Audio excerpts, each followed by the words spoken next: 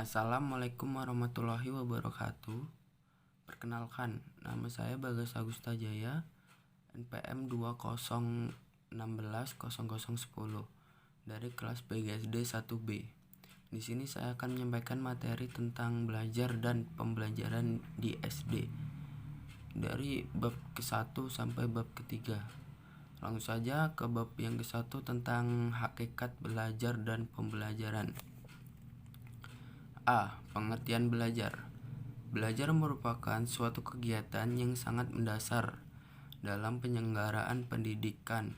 Tercapainya atau tidak suatu pendidikan tergantung bagaimana proses belajar yang telah ditempuh siswa. Secara psikologis, belajar merupakan suatu proses perubahan, yaitu perubahan tingkah laku sebagai hasil interaksi dengan lingkungannya dalam memenuhi kebutuhan hidupnya. Yang kedua, ciri-ciri belajar. 1. Terjadi perubahan tingkah laku yang baik yang dapat diamati maupun yang tidak dapat diamati secara langsung.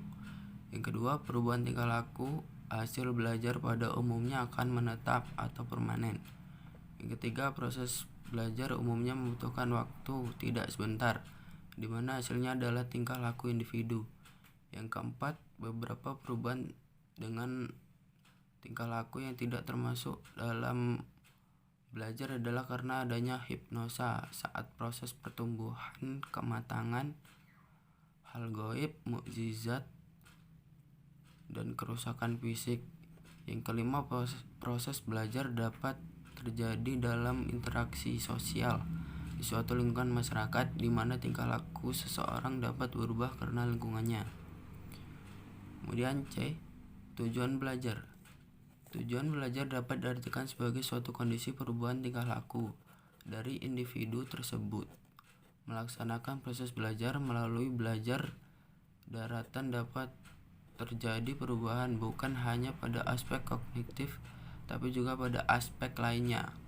Selain itu, tujuan belajar yang lainnya adalah untuk memperoleh hasil belajar dan pengalaman hidup. D. Pembelajaran. Menurut Undang-Undang Nomor 20/2003 Bab 1 Pasal 1 Ayat 20, pembelajaran adalah proses interaksi peserta didik dengan pendidik dan sumber belajar pada suatu lingkungan belajar.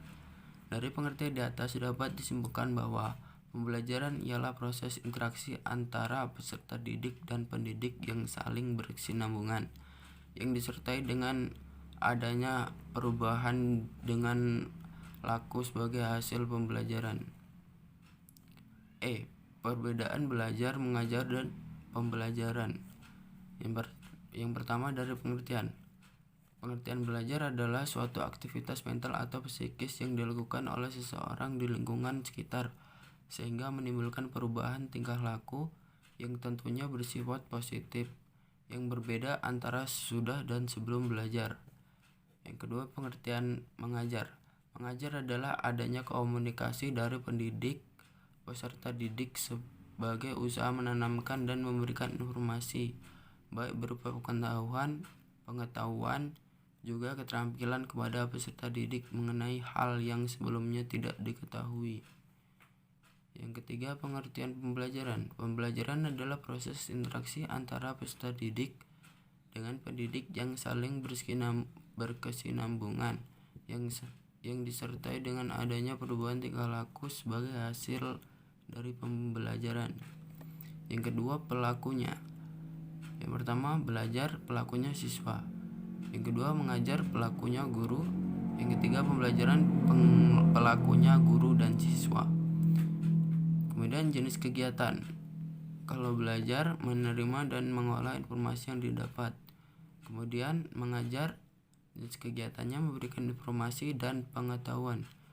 Yang ketiga, jenis kegiatan pembelajaran, yaitu interaksi antara pendidik dan peserta didik. Kemudian F. Persamaan belajar, mengajar, dan pembelajaran. Mengajar adalah sebuah kegiatan yang memancing siswa untuk belajar, maka tidak akan ada yang namanya belajar jika tidak ada tindakan mengajar. Kedua kegiatan ini saling berkaitan dan bagian dari pembelajaran. Ketiganya sama-sama saling mendukung untuk perubahan tingkah laku siswa ke arah yang positif, serta mengembangkan potensi yang ada dalam diri siswa dan berlangsung dalam satu waktu dan satu lingkungan yang sama. G. Hakikat belajar, mengajar, dan pembelajaran. Pada hakikatnya, belajar, mengajar, dan pembelajaran saling berkaitan satu sama lain. Belajar merupakan suatu proses yang tanpa kita sadari jalan terus dari lahir hingga akhir hayat.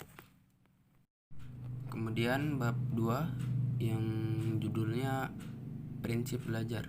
Yang pertama, prinsip kesiapan. Proses belajar dipengaruhi kesiapan murid. Yang dimaksud dengan kesiapan ialah kondisi individu yang memungkinkan dia dapat belajar. Seorang siswa yang belum siap untuk belajar akan mengalami kesulitan atau putus asa. Kemudian yang B, prinsip motivasi.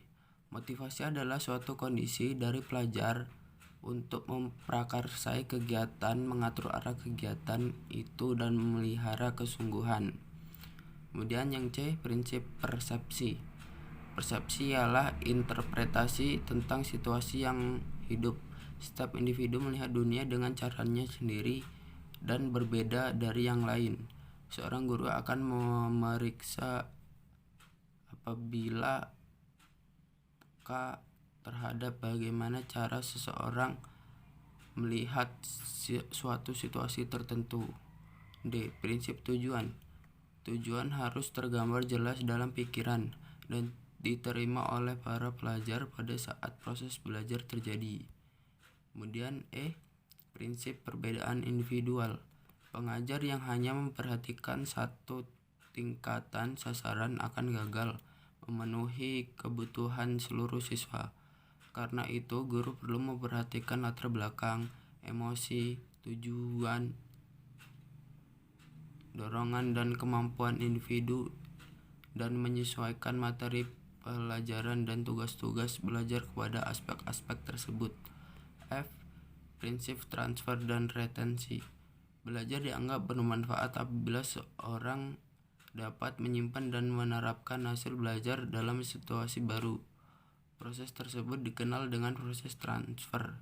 Kemampuan seseorang untuk menggunakan lagi hasil belajar disebut retensi.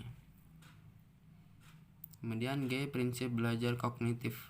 Belajar kognitif mencakup asosiasi antar unsur, pembentukan konsep, penemuan masalah, dan keterampilan memecahkan masalah yang selanjutnya membentuk perilaku baru. Berpikir, menalar, menilai, dan berimajinasi merupakan aktivitas mental yang berkaitan dengan proses belajar kognitif. H. Prinsip belajar afektif. Proses belajar afektif seseorang mencakup bagaimana dia menghubungkan dirinya dengan pengalaman baru. Belajar afektif mencakup nilai emosi, dorongan minat, dan sikap. I. Prinsip belajar psikomotor. Proses belajar psikomotor individu menentukan ia mampu mengendalikan aktivitas ragawinya. Belajar psikomotor mengandung aspek mental dan fisik. Kemudian yang J. Prinsip evaluasi. Pelaksanaan latihan evaluasi memungkinkan bagi individu untuk menguji kemampuan dan pencapaian tujuan. K. Implikasi prinsip belajar. Prinsip belajar 1. Perhatian dan motivasi. Yang kedua, keaktifan. Yang ketiga, keterlibatan langsung atau pengalaman. Yang keempat, pengulangan. Yang kelima, tantangan. Yang keenam, balikan atau penguatan. Yang ketujuh, perbedaan individu. Kemudian bab 3, komponen pembelajaran. Yang pertama A. Pengertian kemampuan pembelajaran. Pengertian kemampuan pembelajaran. Komponen pembelajaran merupakan bagian-bagian dari sistem proses pendidikan yang menentukan berhasil atau tidaknya proses pendidikan. Kemudian yang B. Bagian-bagian dari komponen pembelajaran. 1. Tujuan pendidikan dan pengajaran. 2. Peserta didik atau siswa. 3. Tenaga pendidik, khususnya guru.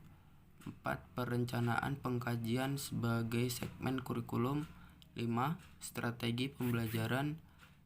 6. Media pengajaran. 7. Evaluasi pengajaran. Mungkin itu saja yang dapat saya jelaskan. Apabila kurang jelas, saya mohon maaf. Saya akhiri. Wassalamualaikum warahmatullahi wabarakatuh.